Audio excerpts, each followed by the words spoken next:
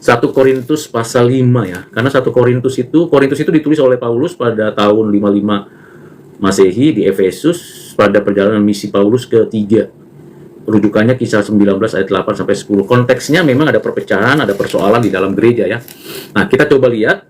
Nah, saya bacakan ayat 1 dulu sampai 4. Memang orang mendengar bahwa ada percabulan di antara kamu, dan percabulan yang begitu rupa seperti yang tidak terdapat sekalipun di antara bangsa-bangsa yang tidak mengenal Allah, yaitu bahwa ada orang yang hidup dengan istri ayahnya. Istri ayahnya berarti melakukan incest ini. Ini bisa jadi bukan ibunya. Ini bisa jadi bukan ibunya. Bisa jadi ini bukan ibu kandungnya maksudnya. Bisa jadi bukan ibu kandungnya. Tapi walaupun begitu ini incest ya, sesuatu yang kesalahan fatal. Misalnya kalau ayah kita itu menikah lagi, lalu ternyata menikah dengan gadis, ternyata gadis itu berbuat jahat kepada anak laki-laki dari ayahnya itu. Nah, ini yang bisa dikatakan kejahatan. Itu konteksnya ya. Jadi memang kejahatan ini ada di dalam jemaat Korintus. Ayat 2, sekalipun demikian kamu sombong. Nah, kenapa sombong ya? Karena merasa dosa seperti itu biasa saja, padahal itu kejahatan. Jadi angkunya di mana sebenarnya? Angkunya terhadap kemampuan mereka dalam mengerti dan mengenal firman, dalam proses pembelajaran mereka. Kan di pasal sebelumnya mereka merasa, aku dari golongan Paulus, dari Apolos, dari Petrus, bahkan ada yang mengaku golongan Yesus. Jadi mereka merasa ini adalah spesial, saya kelompok spesial. Tapi begitu dibongkar oleh Paulus, hasil dari penjelasan dari jemaat yang lain, kelompok-kelompok ini sebenarnya mereka sombong, arogan gitu. Padahal mereka punya karakter yang buruk sekali. Apa itu? Melakukan percabulan ini. Incest yang luar biasa. Ayat berikutnya, tidakkah lebih patut kamu berduka cita dan menjauhkan orang yang melakukan hal itu dari tengah-tengah kamu? Nah, ini ada perlu disiplin. Jadi, gereja yang sehat perlu mendisiplin jemaat yang seperti ini. Tapi kadang-kadang gereja sekarang ini nggak sehat ya. Kalau dia tahu begitu, hanya dikonseling saja, dinasehati. Padahal perlu didisiplin. Tidak boleh ikut perjamuan kudus. Perlu didisiplin. Tidak boleh dia sembarangan mengambil pelayanan di gereja itu. Perlu didisiplin untuk dia mau dibina oleh penatua kah, oleh pendeta kah. Nah, orang seperti ini harus didisiplin. Nah, kita, kalau kita tahu begitu, kita terus temenin terus, nah ini menjadi nggak baik, gitu. Paulus mengatakan begitu kepada jemaat Korintus. Sebab aku, kata Paulus, sekalipun secara badani tidak hadir, tetapi secara rohani aku hadir. Aku sama seperti aku hadir telah menjatuhkan hukuman atas dia yang telah melakukan hal yang semacam itu. Jadi Paulus sudah mendisiplin, ini nggak benar gitu. Di hatinya dia, walaupun dia tidak hadir di jemaat itu karena dia sudah ada di tempat lain di Efesus, karena jemaat itu didirikan Paulus. Aku memang nggak ada di situ, tapi hatiku sudah mengatakan atau jiwaku sudah menegaskan bahwa ini jahat. Aku mengadakan disiplin sama orang itu. Jadi kalau orang itu, besar kemungkinan orang itu sudah diketahui oleh Paulus siapa orang ini. Besar kemungkinan. Karena Paulus mengatakan bahwa, dikatakan bahwa telah menjatuhkan hukuman atas dia yang telah melakukan hal yang semacam itu. Ayat 4, bila mana kita, nah ini kepada umum jemaatnya, bila mana kita berkumpul dalam roh, kamu bersama-sama dengan aku, dengan kuasa Yesus Tuhan kita. Ya. Jadi ini sedang memberikan dasar pemikiran bahwa kita itu berkumpul, bersekutu itu di dalam roh. Dalam konteks sekarang, namanya persekutuan itu kan tubuh, bukan hanya roh saja, tapi satu kehadiran, in person namanya, atau tatap muka, atau dalam satu pertemuan fisik gitu ya. Ada istilah-istilah, kalau pertemuan ada tatap muka, atau in person, atau bisa disebut juga adalah pertemuan fisik. Nah, itu yang dimaksud di situ ya.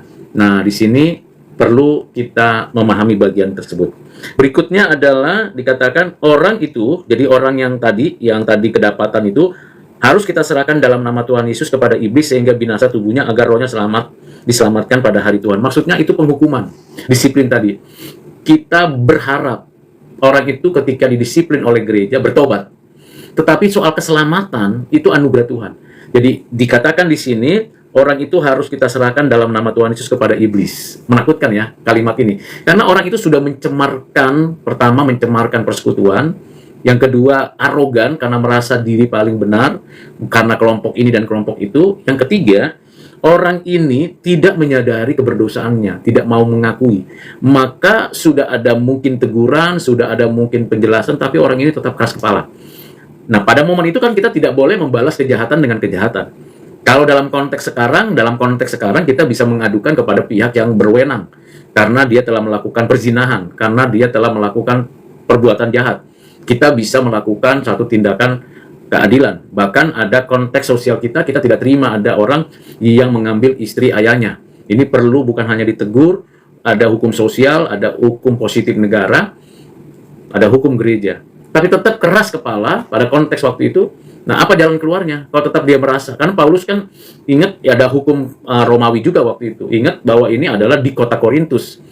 Nah, mungkin pemimpin-pemimpin sana juga mesti punya kewenangan untuk menghukum, tapi konteksnya waktu itu bisa jadi itu bukan sesuatu yang mengherankan karena memang kota itu penuh dengan kejahatan. Nah, bagaimana dengan kalau begitu? Kalau kondisinya seperti itu, Paulus mengambil satu keputusan, satu tindakan yang konkret dengan orang itu atas dasar persekutuan di dalam Kristus, atas dasar sama-sama di dalam Kristus kita serahkan sama iblis.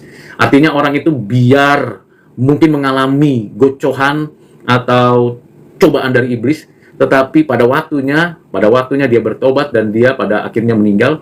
Tetapi situasi seperti itu membuat dia mengalami hidup yang nanti mungkin di akhir hidupnya baru dia sadar, tapi sudah kadung, sudah terlewat melakukannya itu. Dan dikatakan, Paulus mengatakan, sehingga ini pernyataan Paulus yang luar biasa yang menjadi dasar daripada pengertian kita, sehingga binasa tubuhnya ya karena perbuatan jahat itu, dan rohnya selamat pada hari Tuhan. Jadi ia menjelaskan bahwa ini kaitannya dengan akhir zaman, kedatangan Tuhan, hari Tuhan. Jadi bicara penghukuman, biarlah ia menerima apa yang dinyatakan. Dan ini sejalan dengan apa yang dikatakan oleh Paulus kalau kita baca di dalam pasal 3-nya. Di pasal 3 ayat 13, sekali kelak pekerjaan masing-masing orang akan nampak, karena hari Tuhan akan menyatakannya, sebab ia akan nampak dengan api, dan bagaimana pekerjaan masing-masing orang akan diuji oleh api itu. Jika pekerjaan yang dibangun seorang tahan uji, ia akan mendapat upah. Jika pekerjaannya terbakar, ia akan menderita kerugian, tetapi ia sendiri akan diselamatkan, tetapi seperti dari dalam api. Nah, seperti itu. Ada rujukannya yang saya jelaskan tadi, dari ayat itu sendiri, dari pasal itu sendiri. Jadi biarkan kita serahkan sama Tuhan.